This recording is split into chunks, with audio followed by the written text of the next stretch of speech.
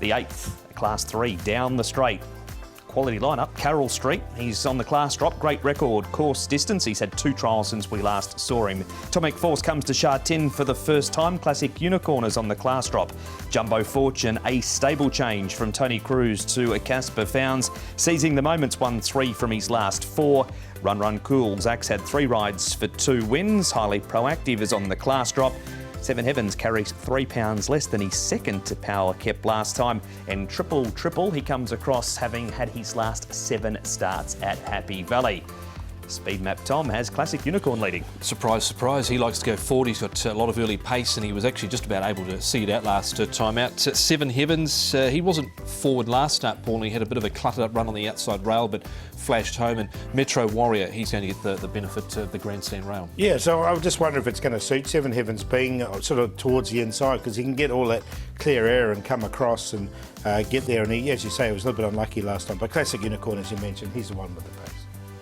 And he is the one that we do start, Paul. Pretty sure you're keen on him. Now, this start is at Happy Valley for Classic Unicorn alongside Hong Kong Win and Atomic Force. He gets in nicely rated Classic Unicorn. Yeah, look, he's won off a high rating before and he's back to some of his form here. 1,000 metres at the Valley. We know he likes the 1,000 metres at Sha Tin. He's performed well down the straight before. So, look, I'm interested to see what price he comes up. He's 20s at the moment. I don't think he'll start anywhere near that, but he might be one for a bit of value there. He gave Stoltz a bit of a fright this night. So I'd be prepared to give Atomic Force another chance because he was on the back foot at the start and missed it. On Classic Unicorn, though, he's been a bit erratic for my liking. There was one day at Happy Valley where they backed him into 8.1 and there was a lot of support from did nothing.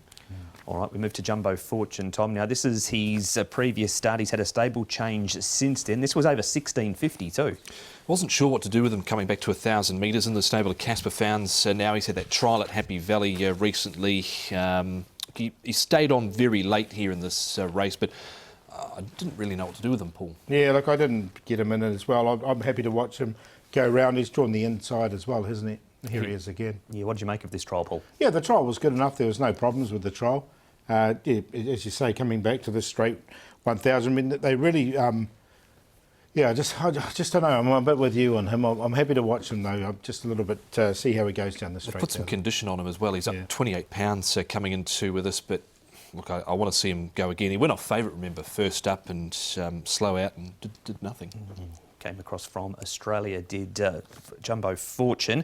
Seizing the moment, Tom. He's back in trip 2 and a course change. All of his wins so far have been at 1,200 metres. He's had a 4th down the straight here at Sha Tin. He was basically last here at the 300 metres and then winds up really strongly over the concluding stages to haul in the rest of the field here. He came with Be Ready down the outside. He makes it in, Paul, but only on a minor line. Yeah, I didn't quite get him in. I just prefer him over 1,200. I don't know if he's a 1,000 metre horse, so he didn't make it in for me.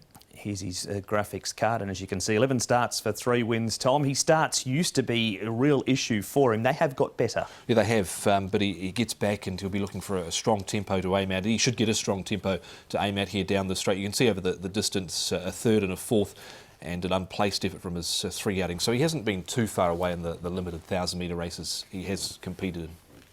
We move on, Paul, to our next replay. We go back to Sha Tin for this one down the straight. It's a lot of the bottom half of the runners in the program for this race went around together here, and you get horses like Carroll Street, Atomic Force come in to take them on this week. Yeah, carrying a little bit further back than he normally does, and he's been racing well all season, so look, I'm including him.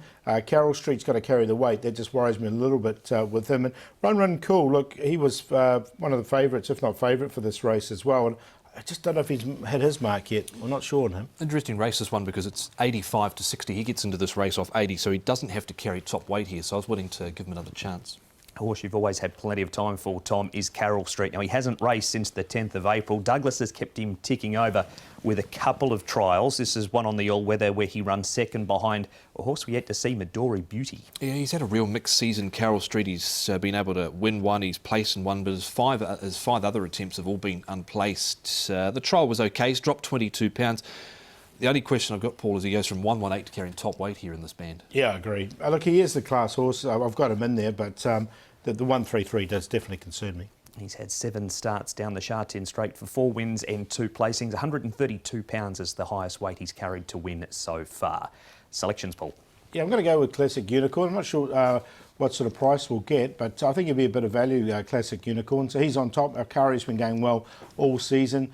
Carroll Street, we've mentioned just the weight he has to carry. And Run Cool, didn't want to dismiss him totally because he has been in a great form at the moment. He's come up early favourite as well. 3-11, 1 and 8.